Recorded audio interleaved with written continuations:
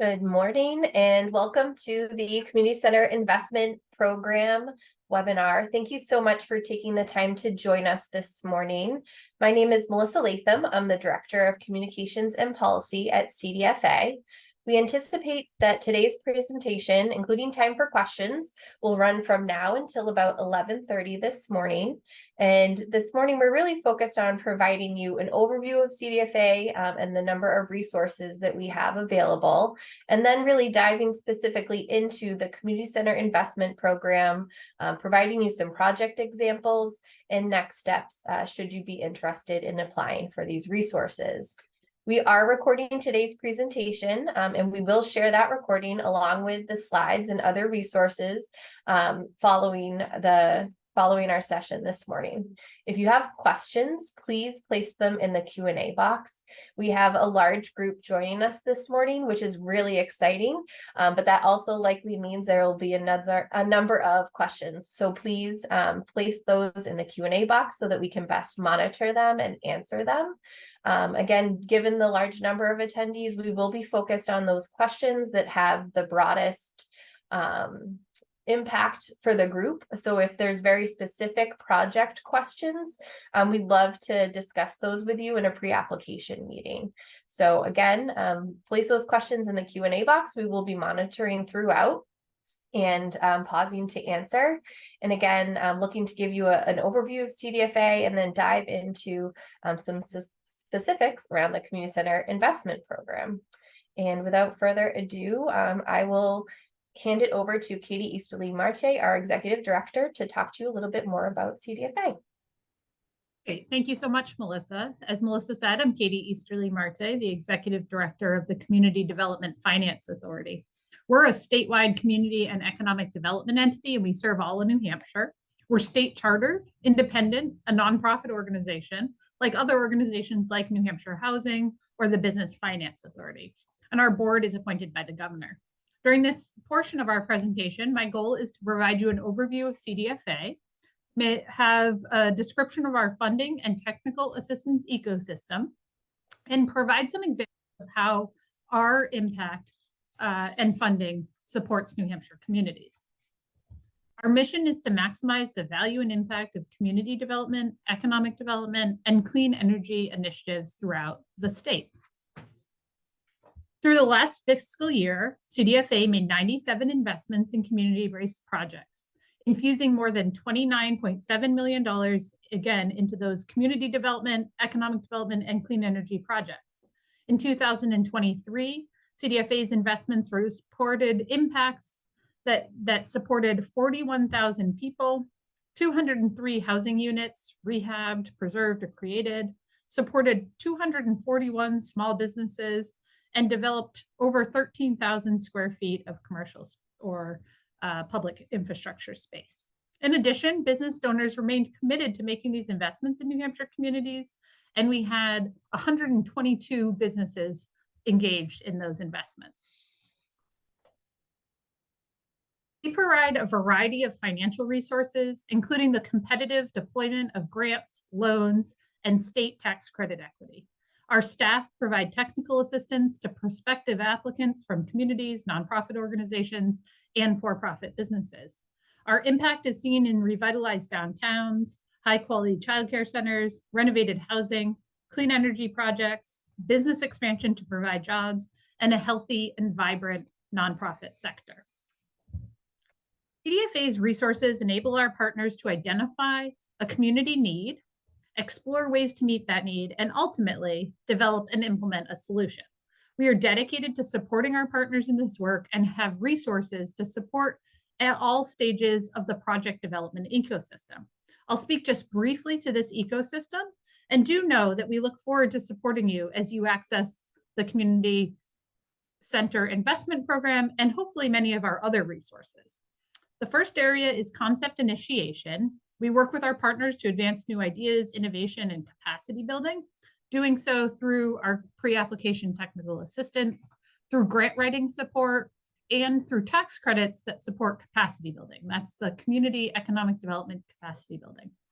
Tax credits are also in the implementation, one of the largest forms of capital that we have to invest that's invested in nonprofits or in municipalities through the form of an allocation of tax credits, which are then sold to businesses to support a community economic development project. Your community center project, if for some reason doesn't align with the community center investment program criteria, or you're not ready to apply for those funds, the tax credit program might be a really good option for you to consider. We will have these in-depth webinars about the tax credit program later in the year, and the applications are due at the beginning of March. In the planning and development, we have resources to support those activities. Planning and development allows a project sponsor to explore a concept and determine its viability. So think of activities such as hiring a site plan engineer, initial engineering and architectural activity. Those are things that are considered planning and development. And we have planning grants, which are supported through the Community Development Block Grant, which is a housing and urban development federal program that CDFA administers. We have pre-development loans, and we have energy and community facility assessment grants. Likely, the energy and community facility assessment grants are a great option for you to consider the energy needs of your existing facility and really understand through that audit what you can do to improve the energy efficiency and consider renewable options. Those actually can be paired likely with the Community Center Investment Program resources, and you'll hear more about that in the balance of this webinar. Finally, we look to engage with you all to provide support for your asset management responsibilities, to help build networks across our state of different entities doing similar community development work, and to really provide the data and outcome analysis work so that you can understand what's happening in your community and how your project might align with those needs, and also really supporting that sort of telling of the story at the end of the implementation of your project.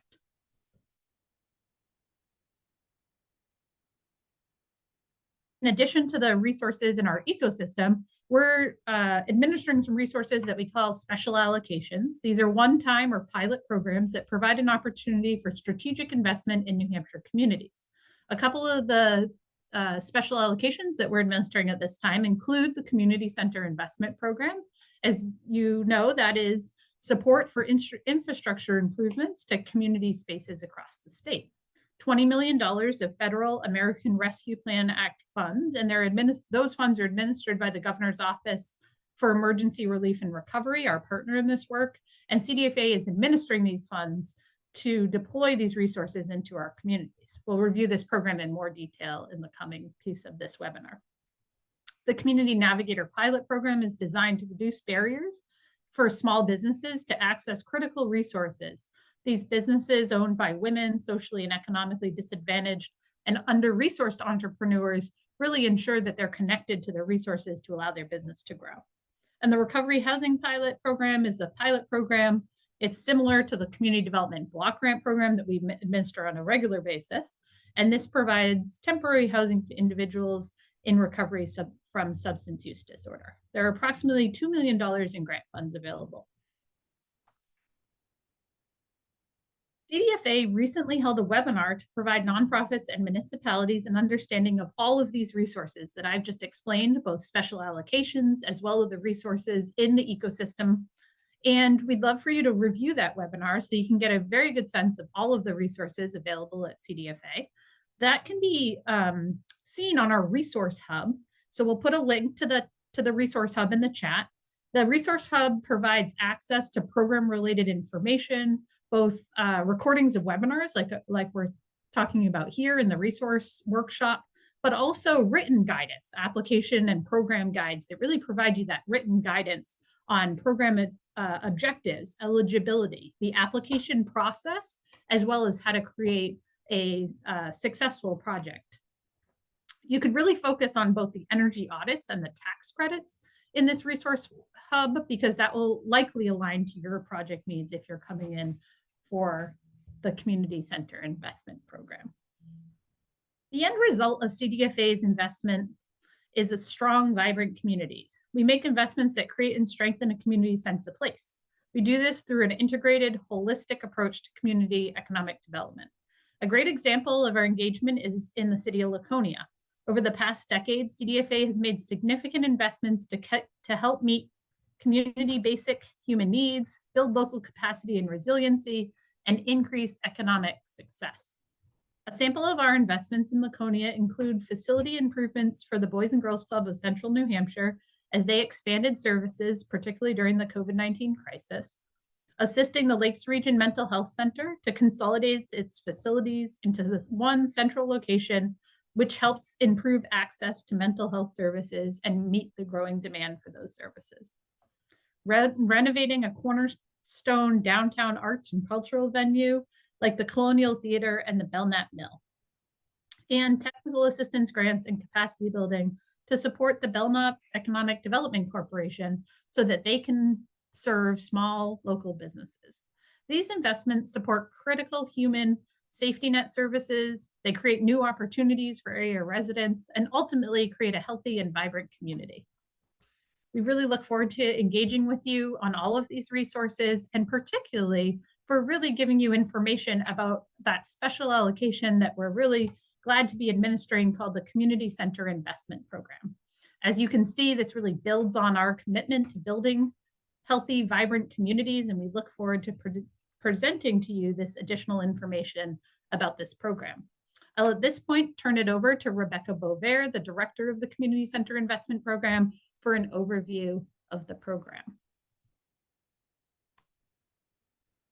Morning, everyone. My name is Rebecca Bovair. I'm the Director of Community Development, and I oversee the Community Center Investment Program. As Katie just said, I just want to say it's wonderful to have so many of you on this morning. And I'm going to dive right into the program overview that I know you've been waiting for. So first, I just want to start with the purpose of CDFA's Community Center Investment Program is to provide resources to nonprofits and municipalities to support infrastructure improvements to community spaces across New Hampshire. This investment of $20 million in federal American Rescue Plan Act funds administered in coordination with the Governor's Office for Emergency Relief and Recovery is deploying significant resources into our communities. These funds were approved for this purpose by the Governor and Council in late December 2022. And really, the program is an opportunity to make deeper impacts within New Hampshire's towns and cities through one-time strategic investments in community-based infrastructure. Community centers are incredibly important for the health and vibrancy of our state, and they provide opportunities for residents to be active, receive essential services, and engage with fellow residents as community centers are inclusive, open to the public, and foster a culture of health and well-being in the communities they serve. So as an overview, we're focusing on Community Center Investment Program resources on supporting facilities managed by municipalities and nonprofits with limited resources and a demonstrated need to invest in their physical infrastructure to be viable for decades to come. Awards will be made to advance community projects that show a high degree of community support, build partnerships, and leverage other resources. This is a highly competitive program that awards funds to rehabilitate, expand, or build community centers, and we'll get into the details of that shortly. Okay.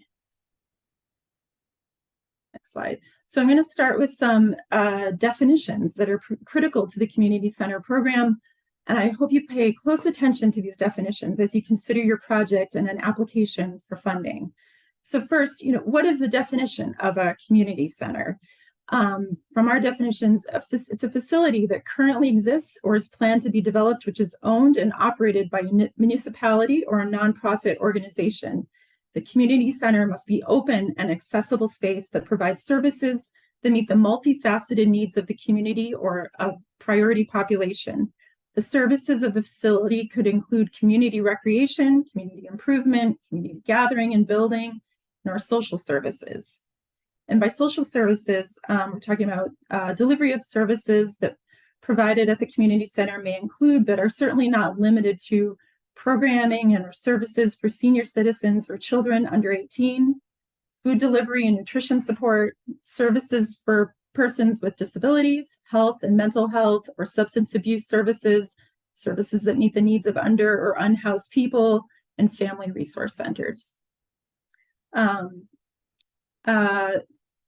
Moving on to our next definitions of talking about our populations, if we can go down to the next slide.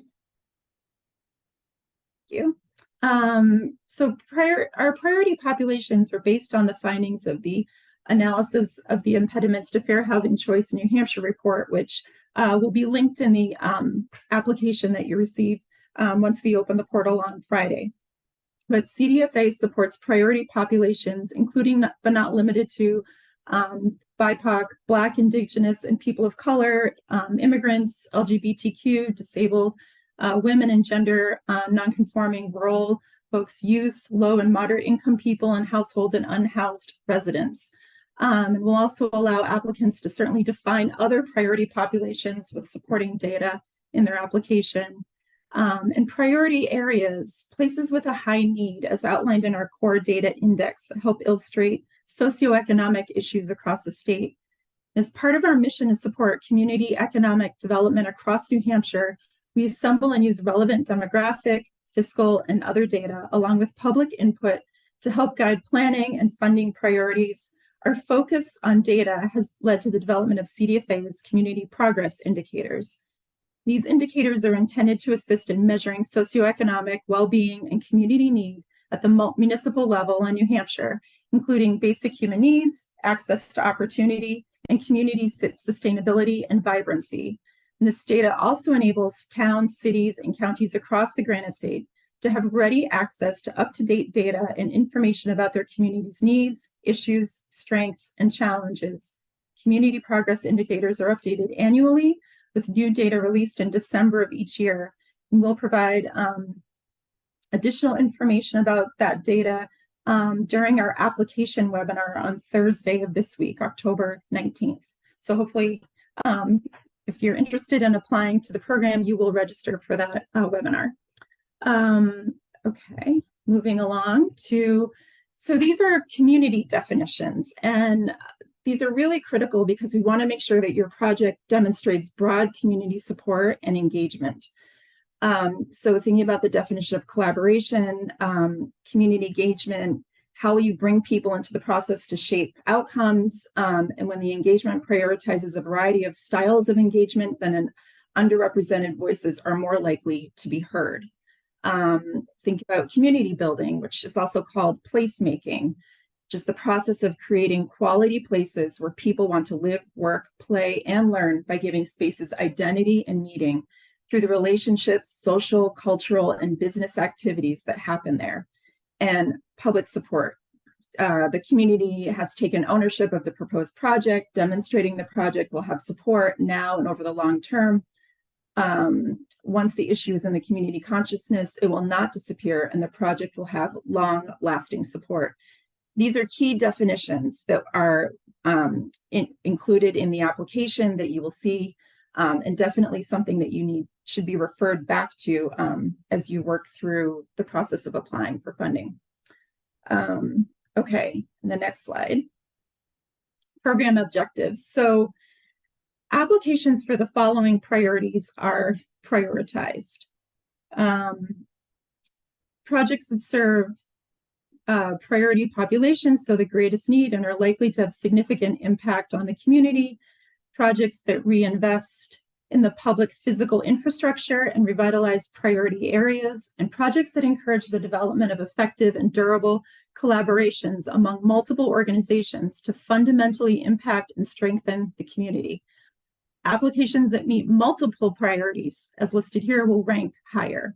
Additional objectives to be prioritized include projects that advance significant energy efficiency and renewal elements, and projects that are ready and proposed by applicants that have the capacity to carry out the proposed project.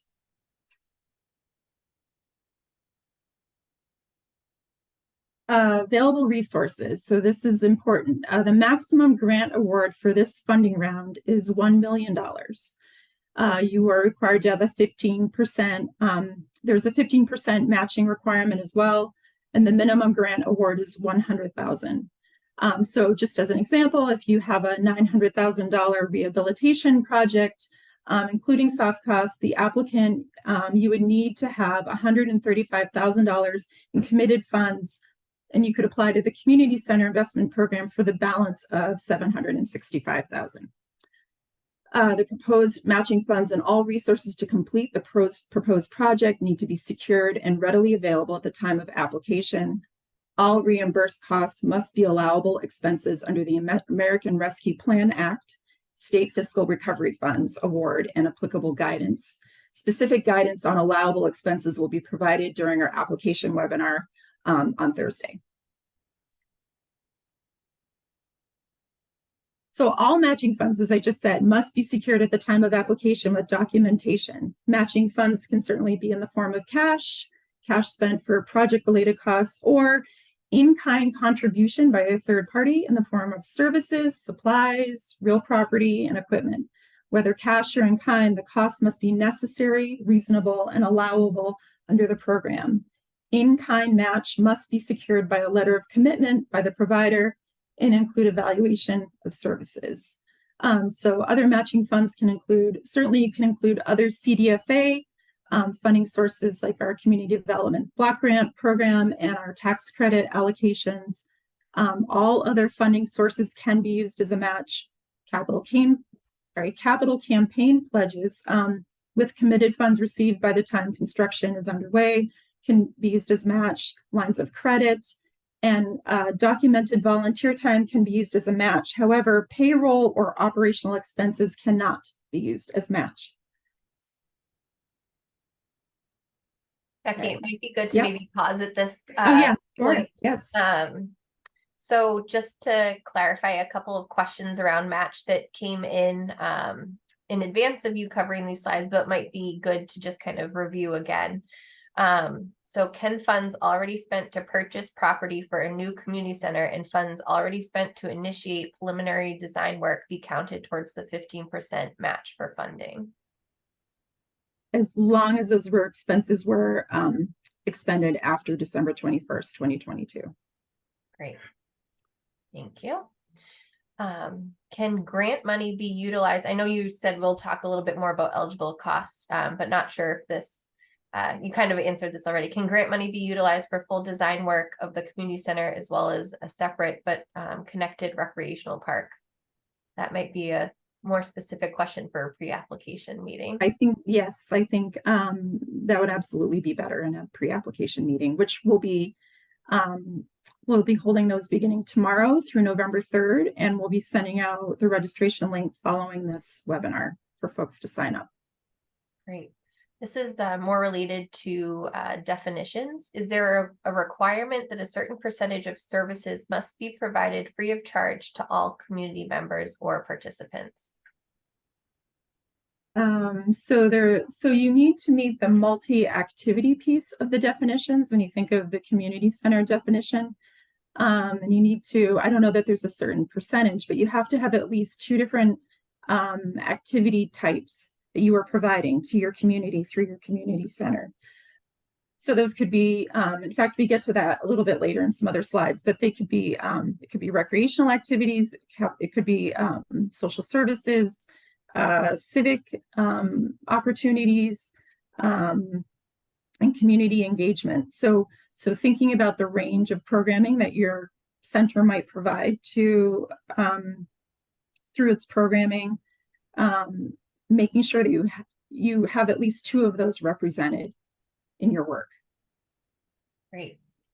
Can you address how much in funding will be available in total for this second round and how competitive we're anticipating this will be?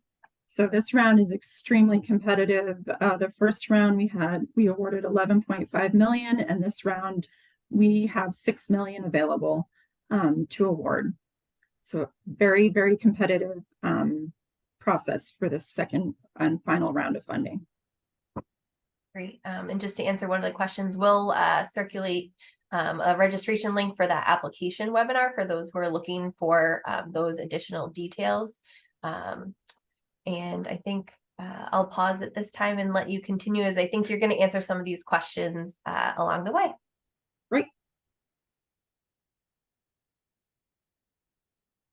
So eligible applicants. So this program is for nonprofits, municipal organizations. If you are a nonprofit, you must have up-to-date annual reports with the New Hampshire Secretary of State. Qualifying nonprofits are those regulated by the Charitable Trust Division of the New Hampshire Department of Justice, governed by volunteer boards with significant fiduciary obligations, and supported by experienced professionals. And we support any city, town, or village or county in New Hampshire through this funding. So eligible activities. The Community Center Investment Program is funded by the, as we said, the American Rescue Plan Act fiscal state relief funds.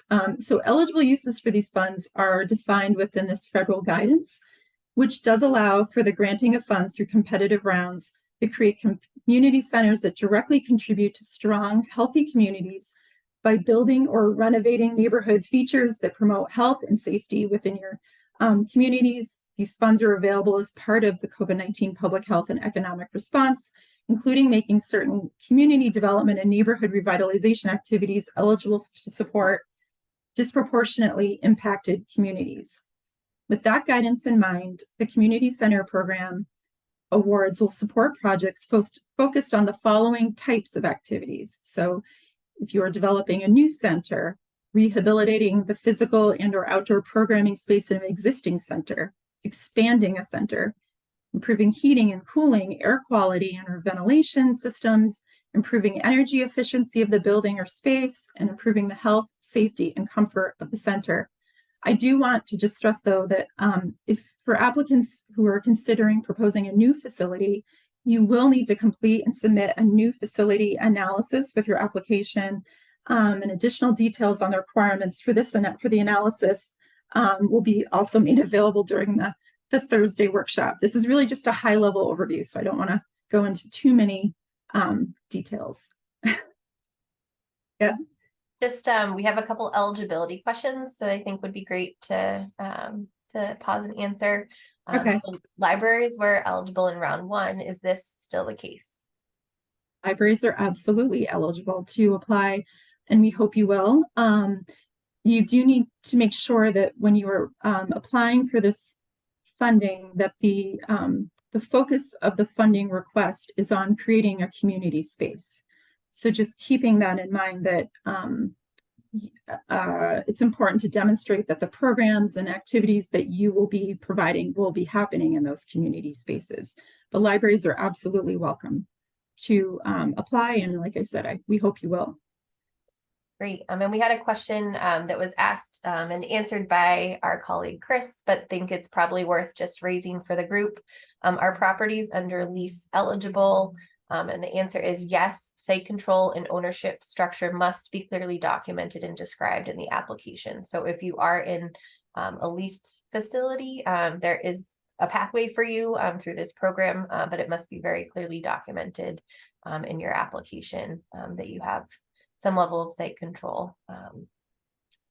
Another question coming through, does making an older facility ADA compliant count as an eligible activity?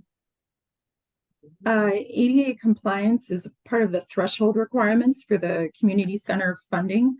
I know we do recognize that with older buildings, that piece can be challenging to make sure that the entire facility is ADA compliant. So there are accommodations that can be made as far as you need to make, I think, the best effort to meet those obligations. But if there's a space that just can't be modified, making sure that the programming you provide through your facility can be made accessible to all. So if it's normally held on a third floor where you can't have access for those who can't make it to the third floor without an elevator or some type of support, making sure that program can be moved down to a level where accessibility is possible. But ADA accessibility is a threshold requirement for this funding program. Great. There is a question in here about whether we would award partial funding. And I know that might be a little bit tricky, but I'd say our approach is really to fund the full request if possible, knowing that these projects are under a very tight timeline to be completed, and securing funds to complete the project, is really critical to the success of the organizations moving these projects forward. So I don't know if there's anything else you might add to that, Becky. But really ask for, what you need. We will be doing financial underwriting and reviews to make sure that that's consistent with our analysis, but ask for what you need. Absolutely. All right. I'll let you carry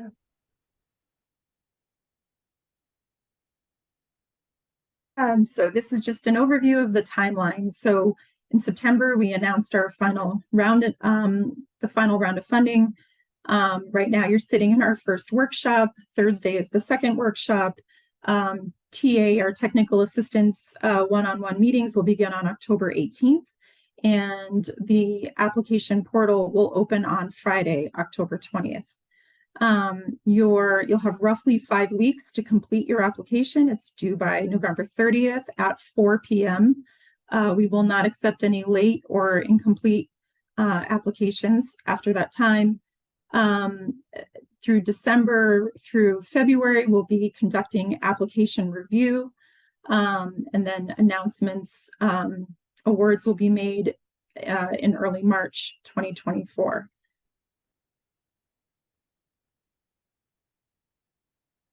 So applicants will undergo, regarding evaluation, a substantial programmatic and financial review.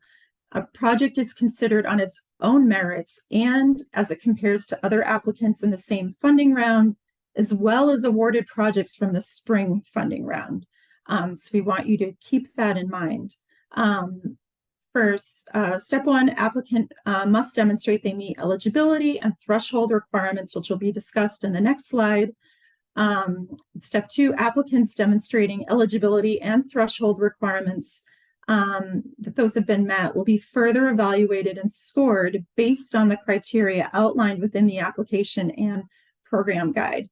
We will not be able to conduct any site visits, or we will not be making phone calls for clarification. So just to please keep that in mind, that you really need to present your program to its fullest extent clearly in your application.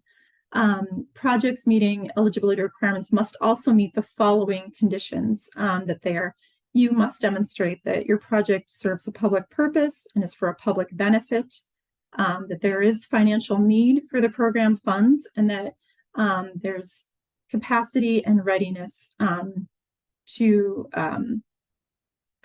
create your community center. And the project must comply with all local, state, federal laws and guidance. And step three, if your project is scored, the project must also be determined to meet the eligibility and threshold requirements by CDFA's Community Development Advisory Committee. They will decide if it falls within the scope of the program as defined within the application and program guide. So the thresholds, I'm going to, in a really competitive funding landscape with limited resources, with the long-term success of the projects in mind, capacity and readiness are critical. So I want to spend a few minutes just talking about the key threshold requirements.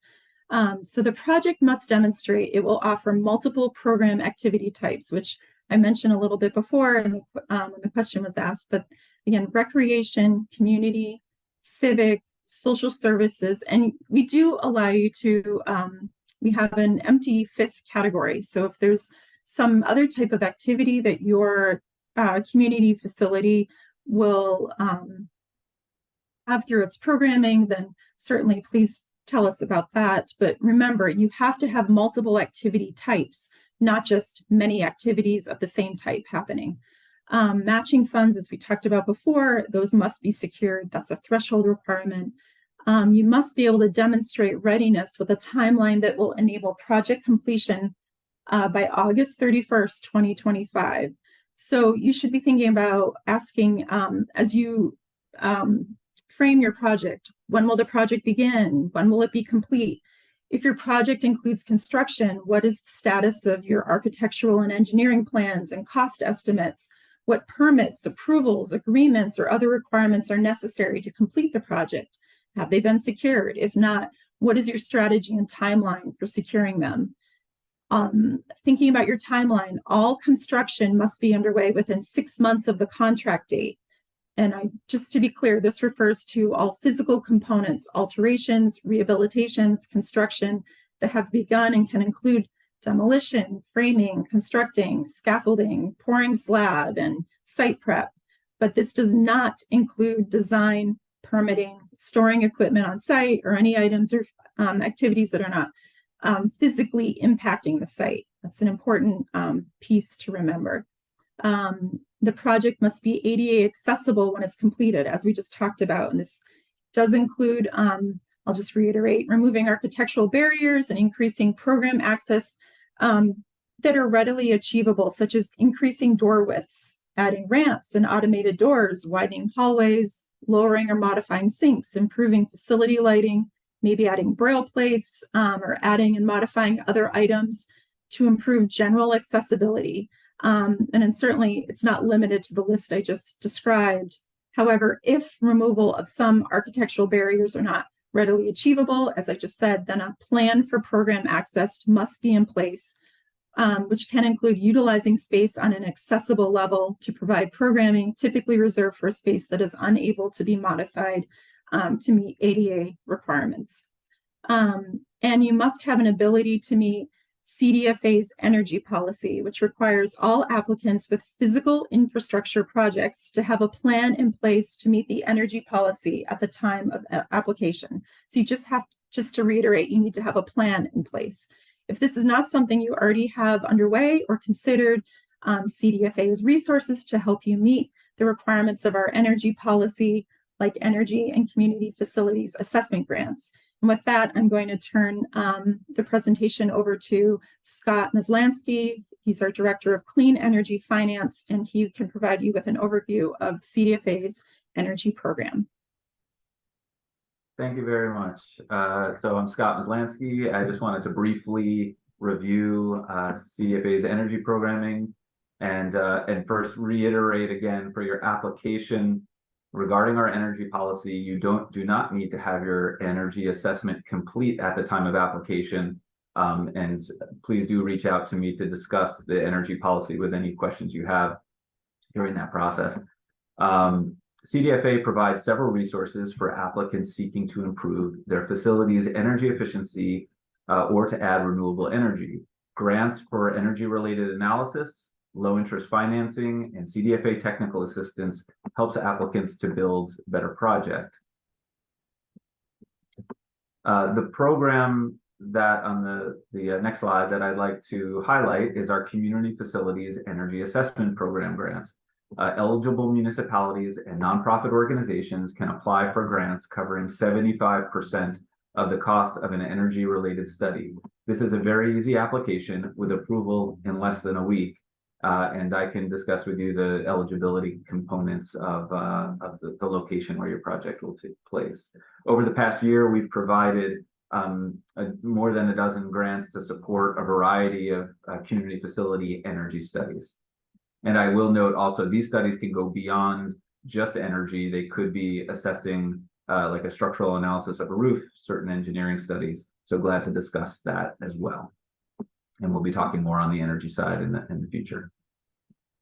And the next slide, switching gears for a moment to evaluation and the priorities. To be considered for scoring, applications must first meet each of the previously described threshold requirements. If all requirements are met, then the application will move on to be scored.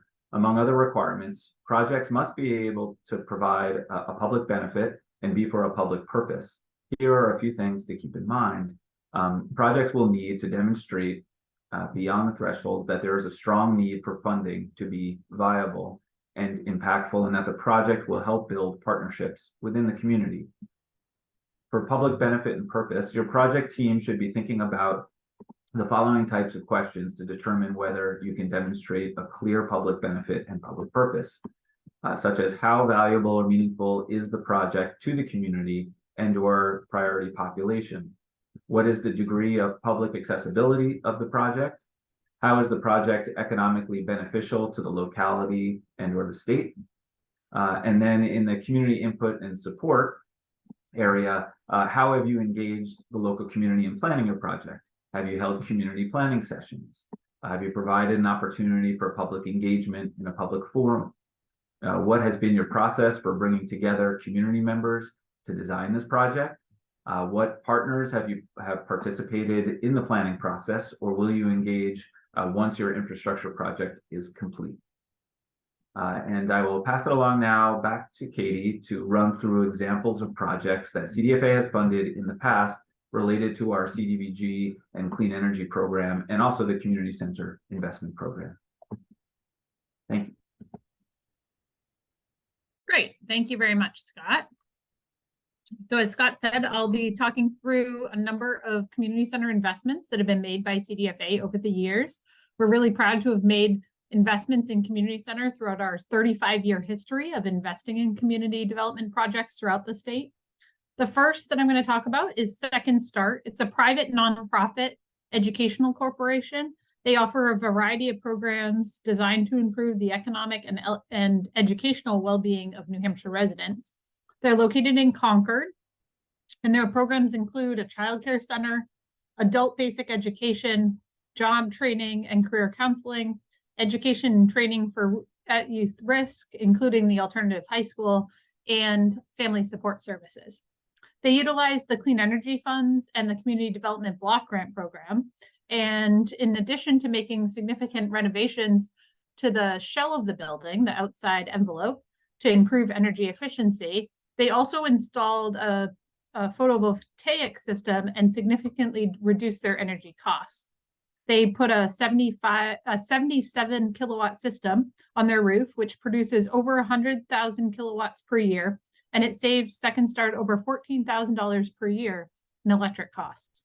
Our total investment in this building in 2015 and 16 was $343,000, including $300,000 of a community development block grant and $43,000 in a clean energy fund loan.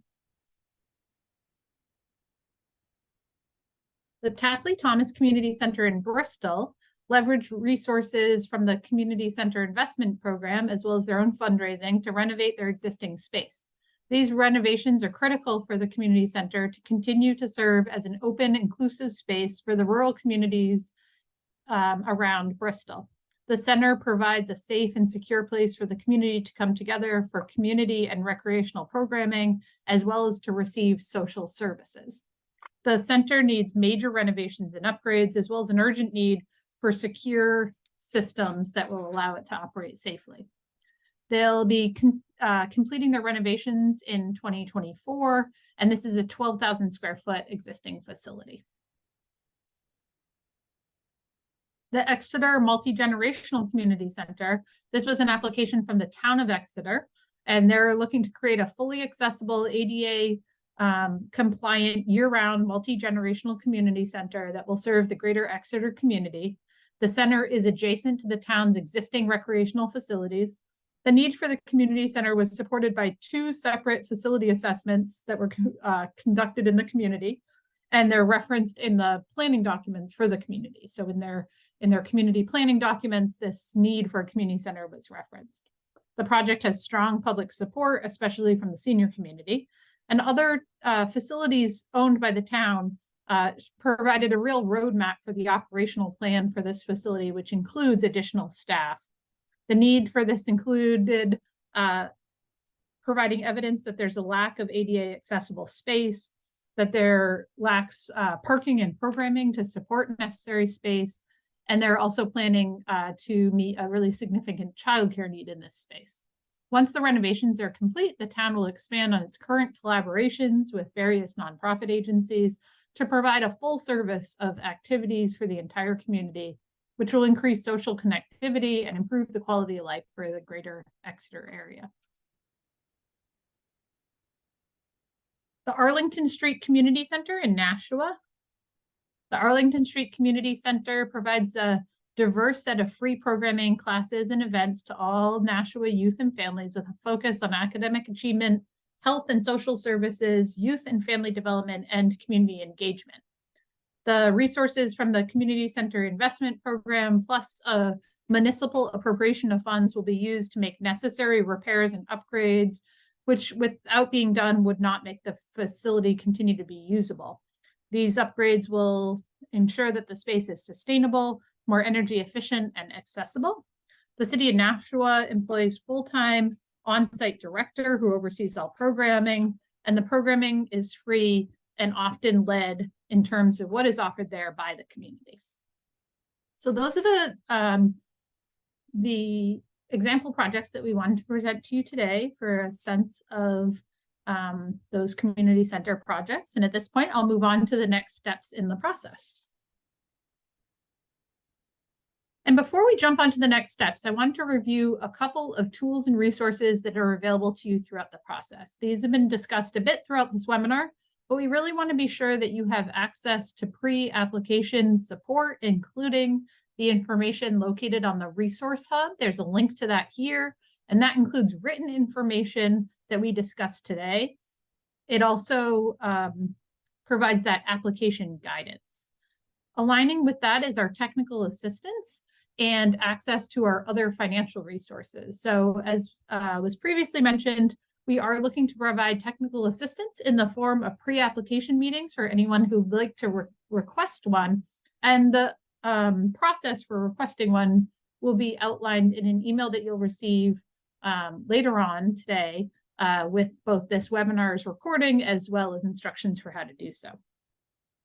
And then finally, we did talk about how there's other programs at CDFA, implementation resources, that being the tax credit program. We didn't talk a lot about the community development block grant, but that's a great grant program that has application rounds twice a year. And that's something that you can consider. We will have an application workshop in November for the application round in January, and that does support public facilities. These funds, the community development block grants, are specifically meant to serve low and moderate income people. And more information about both the requirements and how to sign up for that webinar are also on that resource hub. So really pointing you to that resource hub for additional information about all of CDFA's programs, including that written guidance for the community center investment program. So what's next? Step one, we hope that you'll join us for the upcoming webinar 2 days from now on Thursday, November 19th at 10 o'clock. And that's the application webinar. So the topics included in that webinar include an overview of the application process, including an outline of the application itself, additional review of those threshold requirements, which we discussed some today, and we'll also provide guidance on those evaluation criteria so you can better understand whether it's likely that you'll have a competitive application for this community center investment program final round. And I do want to just speak to that. So this is an allocation of resources that came from the federal government and are being administered by the Governor's Office of Relief and Recovery, and we're happy to partner with them on this program. It does mean that this is likely the final round for the community center investment program, although as we said, this is a continued priority of CDFA's as we invest to create strong communities. So although there likely won't be another round of the community center investment program funds, if this isn't the right timing for your project, we do hope to work with you on other funding in the coming months and years. So if you're interested in applying for the program and you have not done so already, please sign up for that October 19th webinar. I talked a little bit about what you'll learn in that webinar. And if you're seriously considering an application for round one funding, in addition to signing up for that webinar and considering a pre-application meeting, we'd also encourage you to register in our grants management system. You can access the grants management system from our website as well as from the resource hub. And on that resource hub and the website, there's instructions on how to register in the grants management system and how to navigate the system. We'll also be covering the registration process in our application webinar on Thursday. So if you have any questions, they'll likely be able to be answered in that Thursday webinar. A couple of important dates for you to keep in mind. Once again, the upcoming application workshop on October 19th. The application will be available for you to start on the grants management system on October 20th. Applications are due on November 30th, no later than 4 p.m. This is an electronic system, so it really shuts down at 4 p.m. So we'd really suggest that you submit that application before 4 to ensure that you don't have any technical challenges. Then we'll be reviewing the applications between December and February. We'll review that evaluation process at Thursday's webinar.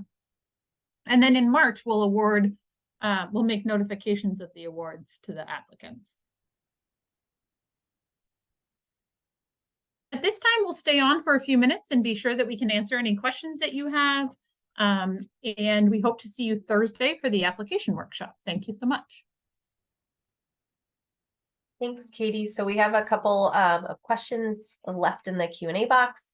One being, which we might get into a little bit more on Thursday, but the types of documentation that people should be thinking about beyond an activity calendar to show or demonstrate what types of programs they have available at their facility. Yeah, so we ask you to provide evidence that you meet the definition of community center, as well as that you're open and accessible in accordance to that definition that was reviewed in this webinar. And we'll review a little bit of some of the examples of that evidence, but really we look for the applicant to use the application to provide evidence of meeting that definition and of being open and accessible. Great. Here's a question related to town meeting is not until March. Our selectmen have unanimously voted to bring forward a warrant article for our project. Can this count as part of the 15% by November 30th? So in order to ensure that towns that have a town meeting are able to participate, that could count as your match, but your award would be contingent on that approval. And if that approval is not made in that time and you can't show that you can be complete within the time frame, then we would have to make an award to another project. So we will take that as you need to show that in your application, the evidence that suggests that it's been supported by your community, that it will be on your town meeting in March. And then that you would likely receive, if you were to be awarded a conditional award, and you'd need to prove that those funds were made available during the town meeting. And that's getting into there's some information in the application and program guide about how to use the application to meet those requirements. But if you have any questions of that, that's a great thing to cover in your pre-application meeting. Excellent. Just sifting through some of these. Could you please clarify what you mean by comparison to awardees from the first round? And I believe that that's related to geographic diversity. Katie, is that accurate? So we have a priority, and you'll see this in the application and program guide, to making awards that are geographically diverse. So we'll be comparing the applicants that we receive in this round to those of the first round and other applicants in this round to ensure that we have as much geographic diversity in the awards as possible. So that's one of the point categories you'll see in the scoring. And not only does it take into consideration applicants in this round, but it also takes into consideration those awards that were made in the first round. So is 6 months after contract date the same as award date? For example, March 24th, construction must start by September 24th.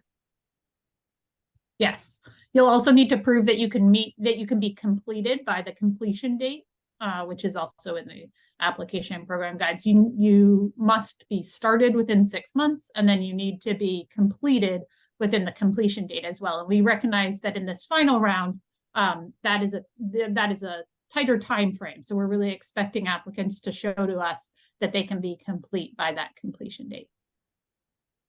Great. And then just a clarification that the energy programs are separate from the community center investment program. So if that's something that you're interested in, that is a separate process to access those resources. And you will find the application for that energy program on the grants management system. So if you're interested in applying, for instance, for an energy assessment to support your project's next steps of doing an energy audit, you can find information about how to apply for that, and you can actually apply for that opportunity through that grants management system. So registering if you're not already for the grants management system, and then accessing the application right from there. Great. And just confirming for those interested in some of those details that we've been talking about on our resource hub related to this program. The current materials linked there are from the first round, but should provide you some really good information relative to what we talked about today and what we anticipate to discuss on Thursday. And those this final round materials will be updated coming into Thursday's application workshop. So just clarifying, first round details are currently up on the resource hub. This final round will include some additional clarifications and information for you all to consider, and those will be going into Thursday's workshop. So let's see, a question. If we applied for the earlier grant, will that application be available for editing and revision? It'll be available for copying. So what you'll need to do is say copy application, and that will pull it into the second round, and then you can edit from there. Great. And I also just want to recognize we had a question earlier in the chat about whether daycares will be eligible. And I think that, you know, by virtue of a daycare being a paid model, just makes it really challenging to meet that open and accessible requirement. But certainly if you have a project in mind that we should be discussing with you, please reach out. As we know, childcare is obviously a critical topic to be addressing. Are applicants more competitive if they can prove or provide more than a 15% match? That's a good question. No, it's not an additional scoring criteria. So there's no additional priority that will be given to applicants that bring in more than a 15% match. And then a question about a specific award date anticipated for March, and I'm not sure we have that specific award date just yet. Not yet. Hoping for early March, but we don't have a date. All right. Lots of really great questions. Thank you all so much for your time. We really appreciate you being here with us. I'm not seeing any additional open questions at this time, but as Katie mentioned, we will be following up with a recording, the presentation slides, as well as instructions on how to register for that pre-application meeting should you be seriously considering an application to this program. We're looking forward to another great competitive round for the Community Center Investment Program. And with that, have a great afternoon.